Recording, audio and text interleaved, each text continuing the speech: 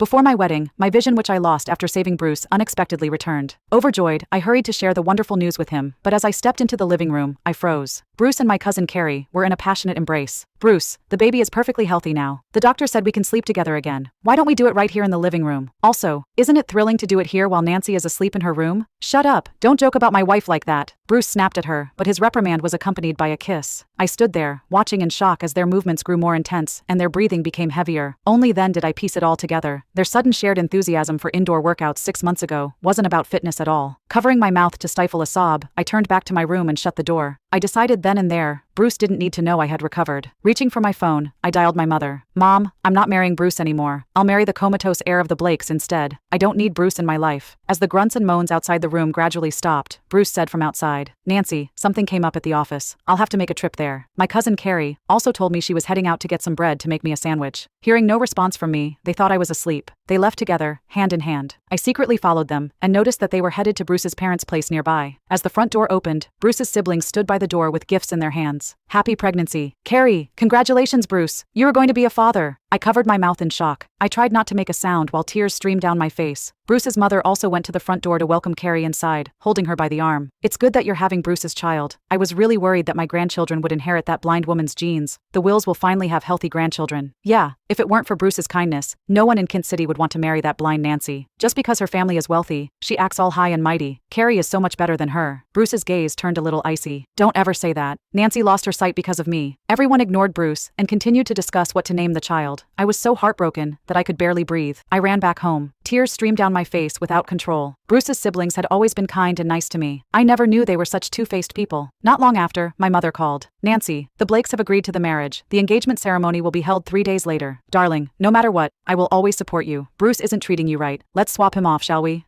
Okay, I replied with a catch in my throat. At midnight, Bruce woke me up and handed me a glass of milk to drink. This had been his routine every day. I reached out my hand when he suddenly grabbed it. Nancy, why is your hand injured? Did you go out today? It's all my fault for not protecting you. Don't worry, once we get married, I'll always be by your side. When he saw my body trembling, he held me by the shoulder in reassurance. He placed the glass of milk in my mouth. Good girl. Drink up and head back to bed. Bruce had told me more than once about how me drinking milk obediently would give him a sense of a happy home. Even if I never liked to, I would do it for him. This time, the moment he left, I spat the milk out. A while later, Carrie, who was at the door, asked, Is she asleep? Bruce wordlessly lifted her in his arms, causing the abashed Carrie to hit his chest. What if she hasn't fallen asleep? Be patient. Don't worry. The drug is powerful. Even if she's not asleep, she'll think she's dreaming. I finally understood. His concerns and the so-called happy feelings he got from me drinking milk were just a cruel cover for such disgusting things. Carrie's breath started to get shorter. The Blake's vegetable son is going to get engaged. They invited me to attend the engagement ceremony. How comical. Who on earth would think of marrying a vegetable?